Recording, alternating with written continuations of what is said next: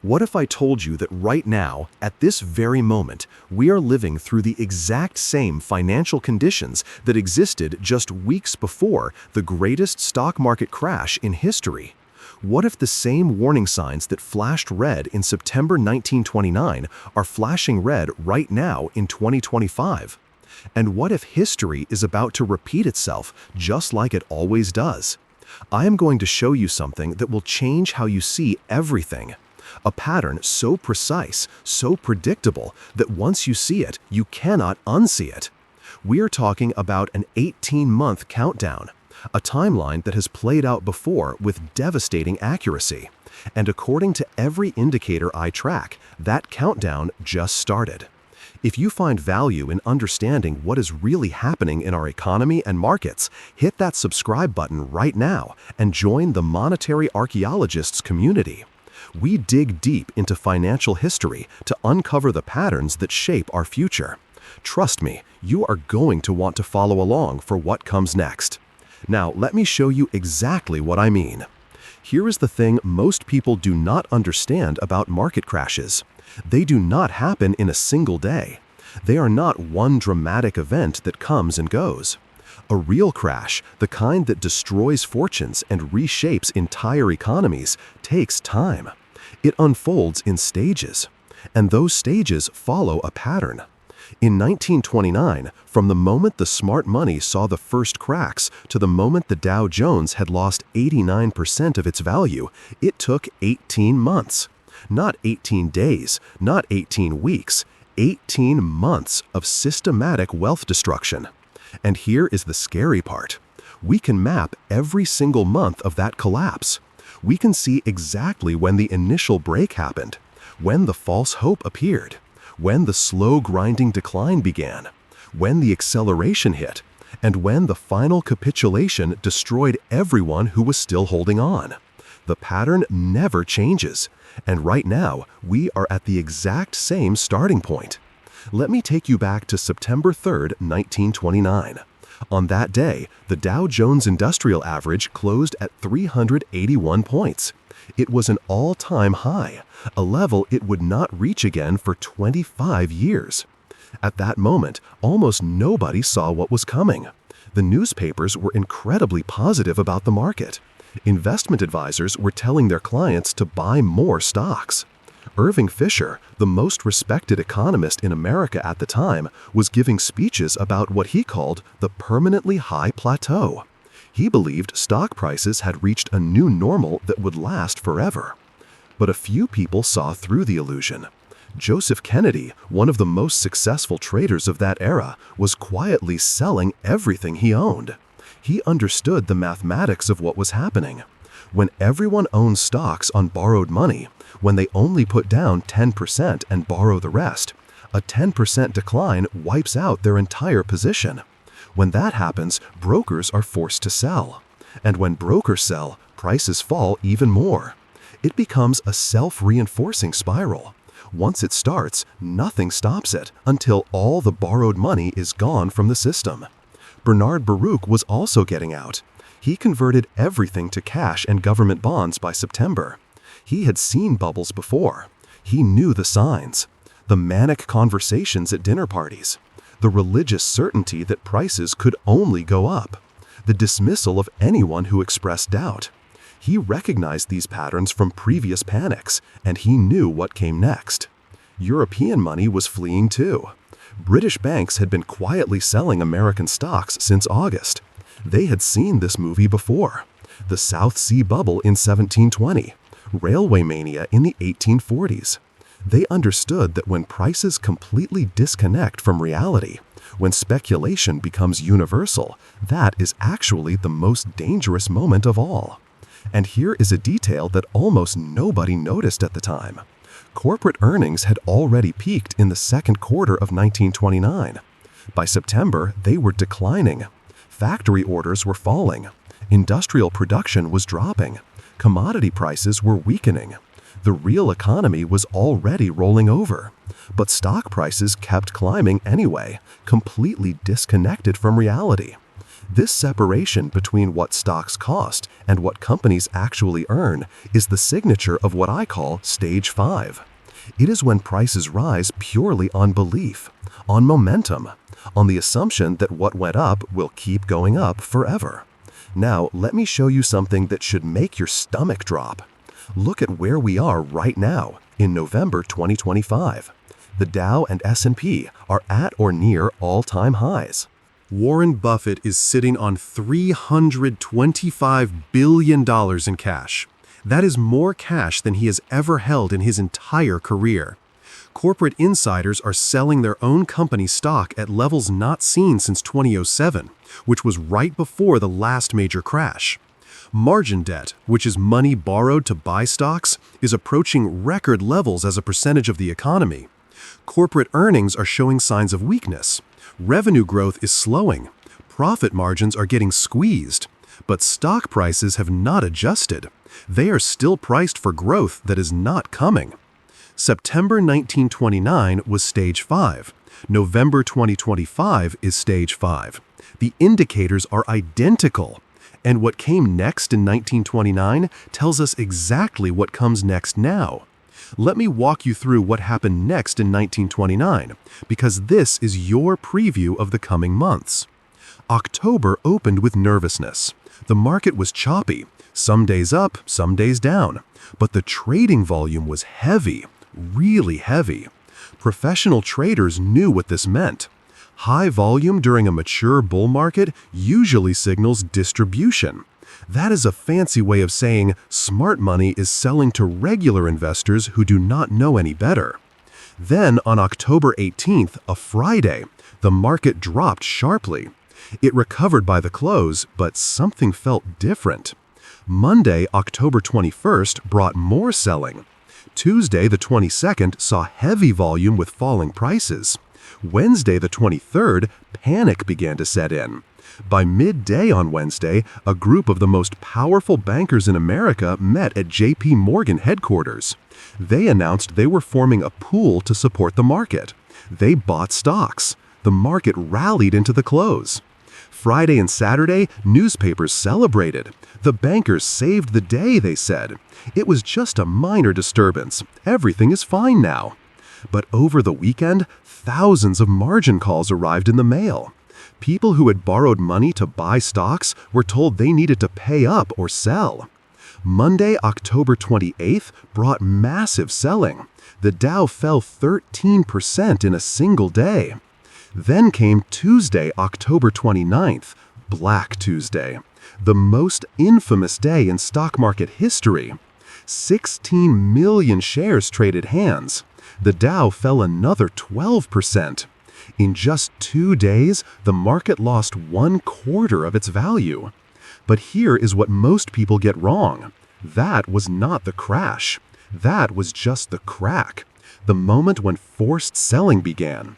The moment when all that borrowed money started unwinding. It was not over. It was just starting. Based on this pattern, here is what I expect in the next 30 to 60 days. Sometime between now and the end of December 2025, we will see the first real break. It might be triggered by a bank failure. Maybe a major company misses earnings badly. Perhaps a geopolitical event shakes confidence. The specific trigger doesn't matter.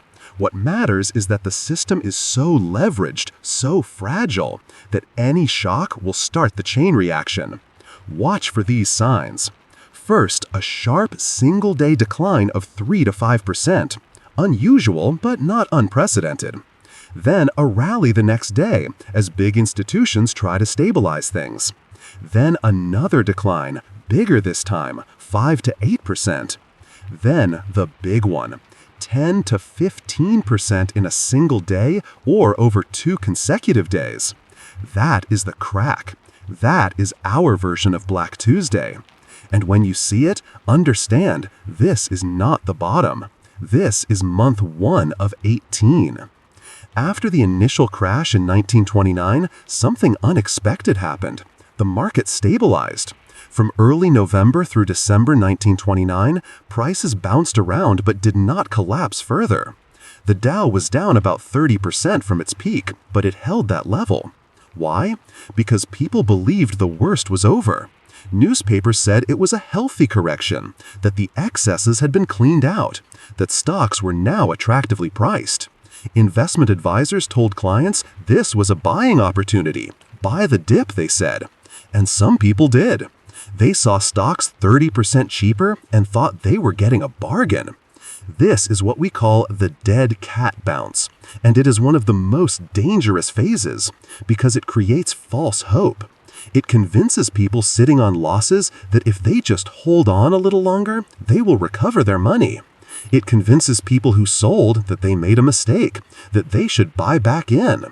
But underneath the surface, the damage was spreading. Banks were quietly absorbing losses. The loans they made for stock purchases could not be repaid. Borrowers were broke. Banks started reducing lending to preserve their own survival. Businesses began feeling the squeeze. Credit got tighter. Orders dropped. Layoffs started. By December 1929, unemployment was rising. People who lost jobs could not make their mortgage payments or car payments. More defaults meant more losses for banks. The cycle was feeding itself, but most people did not see it yet. They were focused on the stock market stabilizing. They thought the crisis was contained to Wall Street. It was not. It was spreading into the real economy. And once it got there, it fed back into the market with devastating force. Here is a critical detail.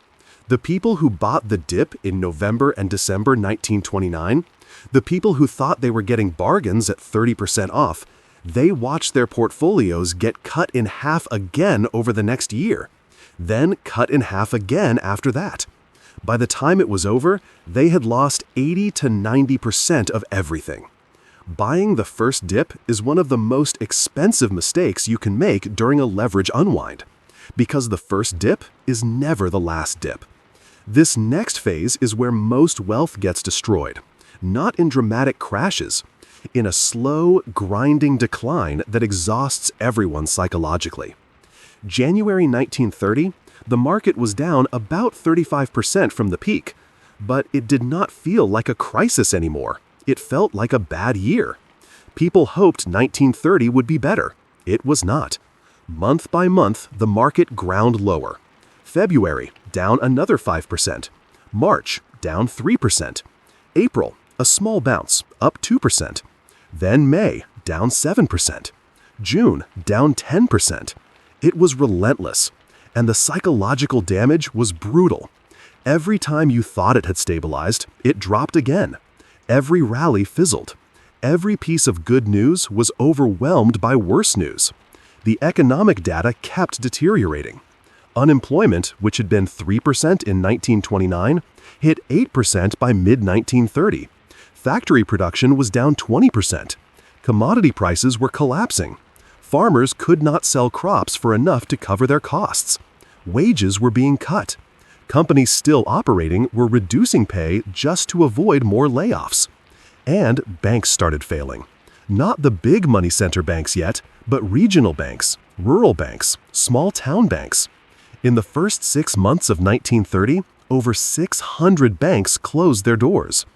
When a bank failed in 1930, depositors lost everything. There was no FDIC, no deposit insurance. Your money was there one day, gone the next. This created panic in communities across America. People who still had money in banks started withdrawing it. Better to have cash at home than risk losing it. But when everyone withdraws at once, even healthy banks fail. They do not have enough cash on hand because most of it is lent out. By June 1930, the Dow was at 220 points, down 42% from the peak. People were starting to realize this was not just a correction, this was something much worse. But they still did not know how much worse it would get. July 1930, the market had been grinding down for 9 months. People were exhausted. And then it accelerated. July, the Dow fell 15%. August, another 12%. September, 18%. It was not a grind anymore. It was a collapse. What was happening was forced liquidation at massive scale. Individuals who had held on hoping for recovery finally gave up. They sold. Mutual funds getting redemptions had to sell to raise cash. Banks needing liquidity sold their stock holdings. Insurance companies facing claims sold. Everyone was selling. Nobody was buying. When there are only sellers and no buyers, prices do not just fall, they crater. The difference between what buyers would pay and what sellers wanted grew to absurd levels. You wanted to sell 100 shares, and the best offer was 20% below the last trade. You had no choice but to take it because tomorrow might be 30% below. By November 1930, the Dow was at 180 points, down 53% from the peak. But it was not done. December brought another brutal sell-off. The holiday season, normally a time of optimism, was grim. Stores were empty. People were not buying gifts. They were just trying to survive. Over 1,000 banks failed in 1930 alone. 1,000 communities where people lost their life savings, where businesses lost their deposits, where local economies shut down, where trust in the entire financial system evaporated. January 1931, unemployment hit 15%. 1 in 6 workers had no job. Industrial production was down 30% from the peak. Steel mills were running at 30% capacity. Auto plants were closed. Construction had stopped. The economy was in free fall. Bread lines formed in major cities. Churches and charities were overwhelmed. Homeless encampments grew across the country. People called them Hoovervilles. Entire communities of families living in shacks and tents because they had lost everything. The market reflected this despair. February 1931, the Dow hit 160 points, down 58% from the peak. March 1931, it stabilized at that level. 18 months from September 1929, this is the 18-month mark. Most of the damage was done, a 58% decline. But it was not the bottom. The bottom would come in 1932 at just 41 points, an 89% total loss from the peak. But by March 1931, the wealth transfer was largely complete. The people who were forced to sell had sold. The people with cash had been buying at discounts of 50, 60, 70%. Joseph Kennedy, who got out before the crash, had been buying aggressively since late 1930. He would multiply his wealth several times over by the mid-1930s. Bernard Baruch did the same. The Rockefellers, the Mellons, all the wealthy families who had prepared, they were buying while everyone else was selling in terror. This is how generational wealth gets built, not by riding bubbles up, by having cash when bubbles burst. Let me show you why I believe we are at the September 1929 moment right now with precision. Signal 1. Insider selling. Corporate executives and directors are selling their own company stock at record levels. In the last 6 months, insider sales have outpaced purchases by 20 to 1. That is the highest ratio since 2007, right before the last crash. These are people who know their businesses better than anyone. They see the real numbers before anyone else, and they are liquidating systematically. Signal 2. Warren Buffett's cash position. $325 billion, the largest cash position in Berkshire Hathaway history. Over 25% of the company's total value is now sitting in cash and short-term treasury bills. He sold $100 billion worth of stocks in 2023 and 2024. He cut his Apple position by 60%. He sold Bank of America shares. And he is not buying anything significant. He is waiting for the crash, waiting for the opportunity to buy at panic prices, just like he did in 2008 and 2009. Signal 3. Margin debt approaching dangerous levels, currently around 7.9% of GDP.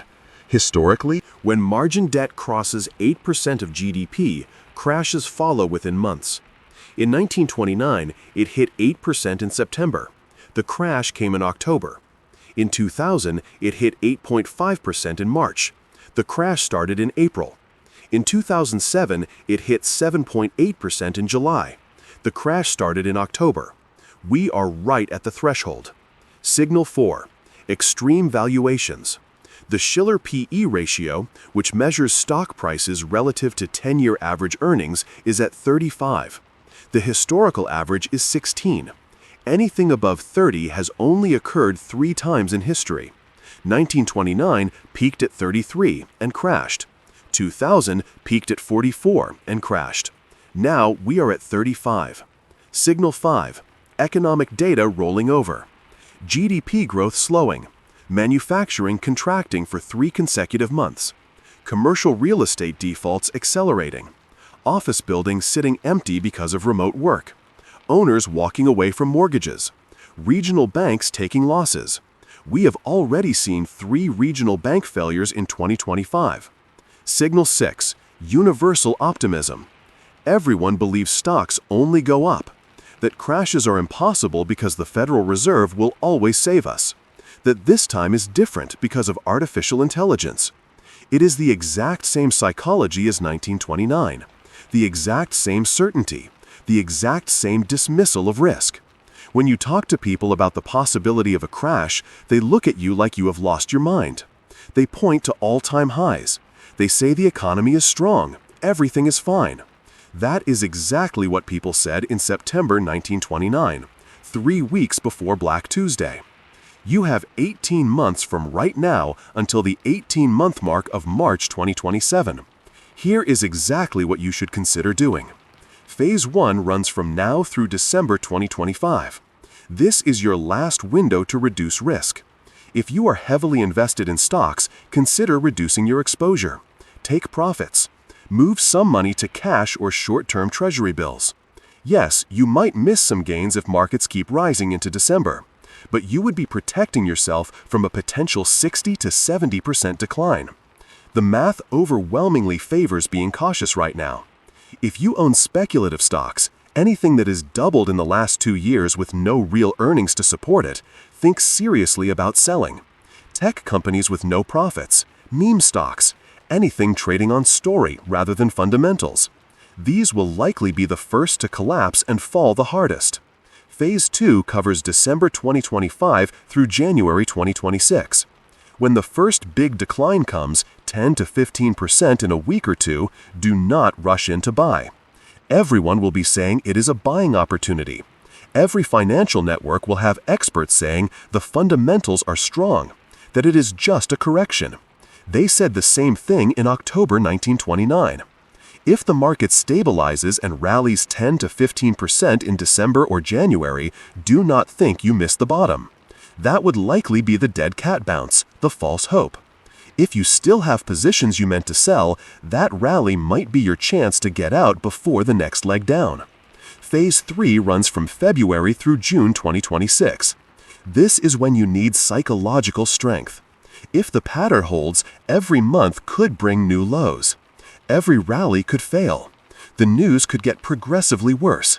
Unemployment climbing, companies missing earnings, banks reporting losses. The temptation to do something, anything, will be overwhelming.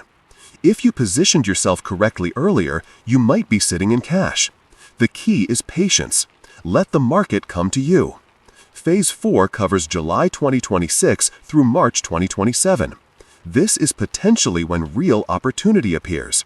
If the market has fallen 60 to 70%, if unemployment has spiked, if everyone is terrified, if the news is apocalyptic, if your friends and family think you are crazy for even considering buying stocks, that might be the time to start deploying capital.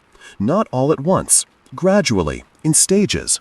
Focus on quality companies with strong balance sheets, low debt, and essential products. Companies that can survive hard times and thrive in the recovery. The people who bought in 1931 and 1932 near the bottom, they built fortunes over the next 20 years. Their children inherited that wealth. Their grandchildren are still benefiting from decisions made during the darkest days. The people who bought in March 2009 after the financial crisis made extraordinary returns over the next decade. A simple index fund bought at those lows returned over 500% in 10 years.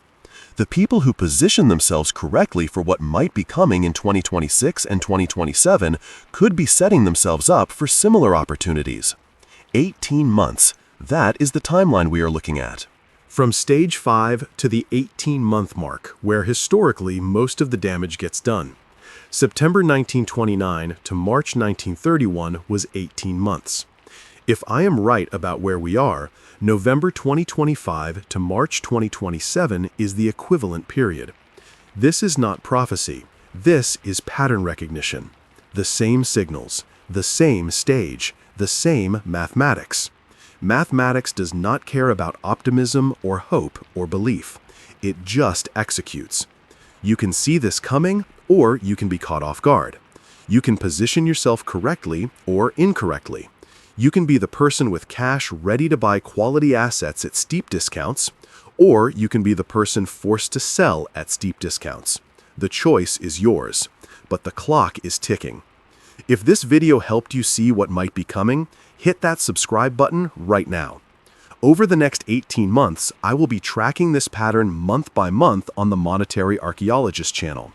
I will show you where we are in the timeline, what to watch for, when to consider taking action. You do not want to miss those updates. They could make a real difference in how you navigate what comes next. Subscribe now, join this community, and let us watch history together. 18 months from now, we will know whether the pattern held again. The question is whether you will have been prepared for it. I will see you in the next video.